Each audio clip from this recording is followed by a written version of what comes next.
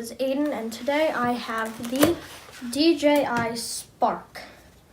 So here is the drone, its camera, and as you can see, the battery is still in here. Here it is. Now, before I get into this, I just want to let you know that this drone weighs 300 grams. That means it must be registered by the FAA, which is not terribly expensive. It's $5, but that's good for 3 years. So this drone will have to be registered. In order to register, you must have a drone that is over 0.55 pounds or about 250 grams. So this drone weighs 300 grams, meaning it does have to be registered. It's very easy to do. There's a website that you can go to, and I will put the link to that website in the description along with a way to buy this drone. So it's pretty easy.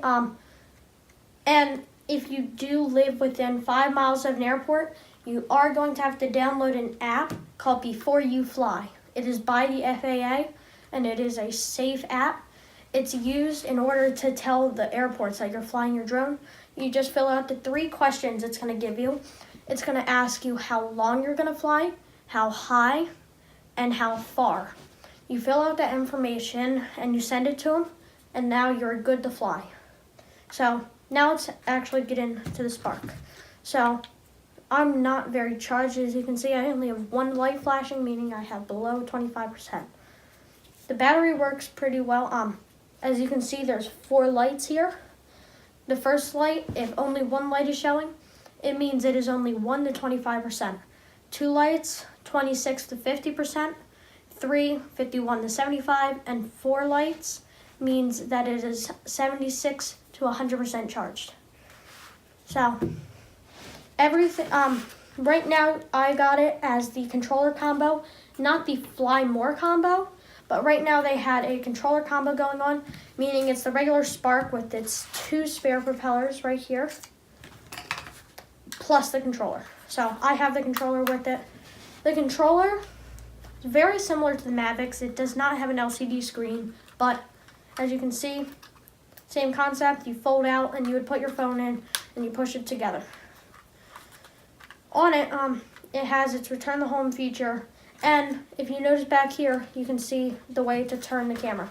This camera is only a 2-axis, so it can only tilt side to side and up and down. Tilting side to side, you don't get the control, but this controls up and down. You pull this piece right here that rotates away from the drone to angle the camera down, this way to angle it up. So I have used it quite a bit already, and so the battery is pretty simple. You just slide it in and you go until it clicks. It comes with a charger, micro USB, and it comes with, it is USB, so you can plug it into a portable charger, but it also can plug into the wall. This is a 3-amp charger that came with it, so it does charge pretty quick. It's about 45 minutes to get a full charge for about 16 minutes of flight time. So it is pretty good, but I mean, it's not the best, but it is really good if you're beginning. It's a 1080p camera, which means it films pretty well. I mean, it's not the best DJI has. They film some at 4K, but this is really good if you're trying to get into the hobby. So here's a controller, as you've already seen, the antenna. And I recommend, if you do get this drone, buy an OTG cable with it for either a Samsung or Apple device, one of those 2. So in order to do that, this will plug in right here, and you plug it into your phone, and it helps the Wi-Fi connection. I've noticed the Wi-Fi connection is not always the best when transferring to this, so your video connection lags behind a lot. That OTG cable is meant to stop it, and I have one coming in soon for when I fly. So the props, if you ever break one and need to take it off, just hold down here at the motor, and on it you'll see a way to lock and unlock. So you're just going to press down and twist, and it comes off. Same way to get it on. You press down and twist, but the opposite way. on the control, or on it, the propellers, you see the white ring and no ring. That helps you match up to the props.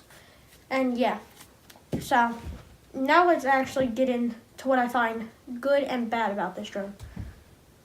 This drone is overall good. It uses a micro SD card, which I find better than the Tello, because the Tello has to relay over Wi-Fi, so its maximum filming capacity is 720p. This one, because of this micro SD chip, you have to supply it, by the way, helps you to get the better filming. It's really good for getting stable shots. It's got some really cool stuff that you can play around with, like gesture mode. I was trying it out. It is really fun. Now, there's only one flaw that I really noticed with this drone, but of course this is also one of my first DJI drones, other than the Tello. So, the one thing that I noticed was the Wi-Fi connection. It's not always the greatest, so that OTG cable that plugs into here will really help.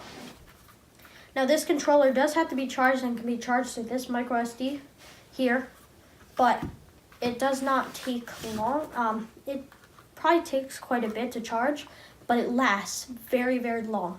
As you can see, I can still check. I'm still above 75%, and I've been using this for an entire day.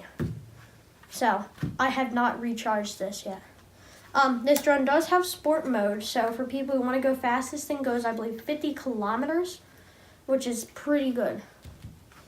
It's got its return to home feature, which I'm still trying to work out. I have not fully figured out everything on this drone, as this is only my second day with it. So, there is two buttons, the FN button and this button back here, that do not have controls to it. You can define what you want to go to that. So yeah, it's pretty cool. It lets you put shortcuts on. So there's not really much to it. It comes in 5 colors. I preferred the white, so I got the white.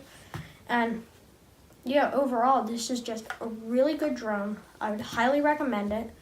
And hopefully now you've learned what it can do, the capacity, and I hope you buy it. It's a link. I have a link down this description to buy it, and doing so will support me, and you will get an amazing drone out of it. So, yeah, that's pretty much it. Bye.